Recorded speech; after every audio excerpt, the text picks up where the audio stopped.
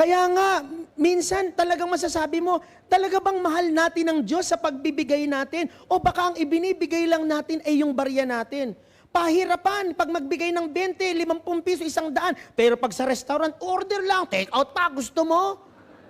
Pero pagdating sa simbahan, pahirapan. Kaya nga minsan, sabi ni sa kaibigan ko, pare, brother, baka pwede namang magbigay ka ng retreat sa parokya. Kasi na ikaw nagbigay last year, nung nag-collection kami, triple yung kolekta. Sabi ko, naku, Father, marami po akong ginagawa. Kung gusto niyo, tuturuan ko na lang kayo. Pero bago ko ituro sa inyo, assessment muna. Ipatawag mo lahat na nangongolekta, titingnan ko, Diyos ko, nung dumating yung mga nangongolekta, mas mataba pa yung buslong hawak nila sa mga nangongolekta. Ang papayat ng mga nangongolekta, sabi ko, palitan mo yung mga nangongolekta. Kumuha kayo mga parang wrestler na mga babae. Para pag lumapit pa lang, magbibigay na kami, magbibigay na kami. Matatakot na.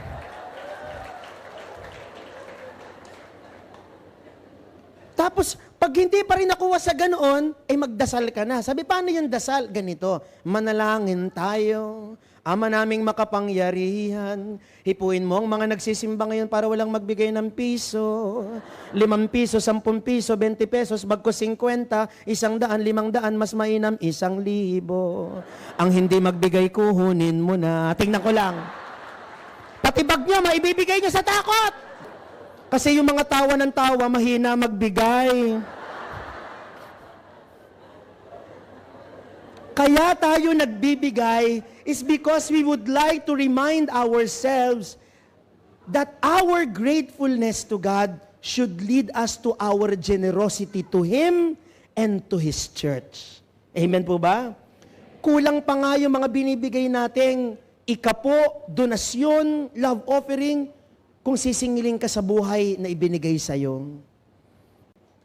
Minsan may nagtanong, brother, paano ba kami magbibigay? Ganito po, taos, lubos, at kung kinakailangan, ubos. Taos, lubos, ubos. Dahil magugulat ka, pag sa Diyos mo ibinigay ng taos, lubos, at ubos, kailanman na hindi ka mauubusan, bagkus madaragdagan ka, siksik, liglig, at umaapaw pa. So what is the point of tithing? Changing the disposition of my heart.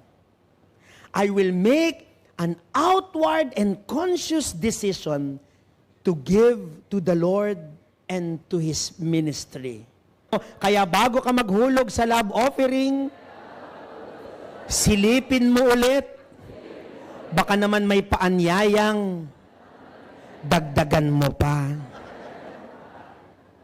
And remember, whenever we generously give to the Lord and to His church, to the community where you felt blessed, like here, the Light of Jesus family, yung 10% parang standard lang yon. But if you can give more, why not? Sa Diyos mo naman ibinibigay. And I hope and pray, tayo po yung cheerful giver na iyon. God bless you, brothers and sisters. Amen. Brothers and sisters, are you blessed? Yes. Let's all stand. And while you do that, please take your green Prosper card that we inserted in your feast bulletin. Get also a ball pen, because we're going to write again your financial goal, your financial dream. I also want you to write down your tithe. How much do you give today? And then I want you to set a goal. How much do you want your tithe to be 1 year from now? And then there's a third question there, and it says, if I can give a sacrificial offering, how much do I want to give? Let me explain. Can you look at me for a while?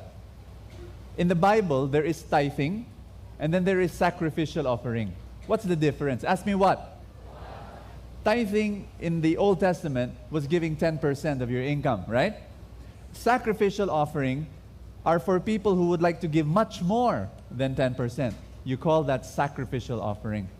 When you go out of this door here, people will give you my 3-page letter inviting you to give a sacrificial offering.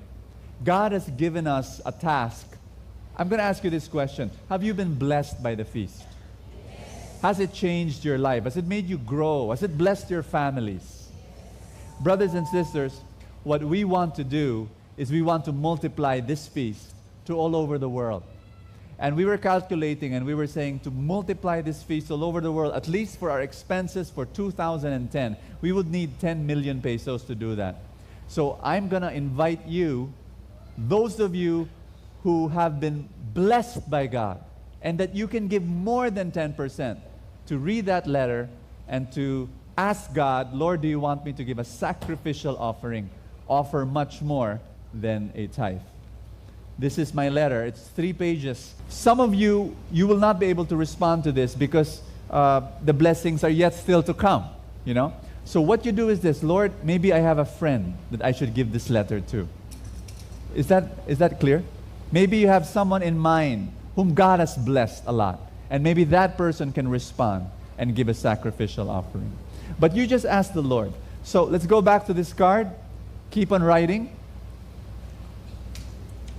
Your financial dream, the date that you want that dream fulfilled. I also want you to write your tithe today.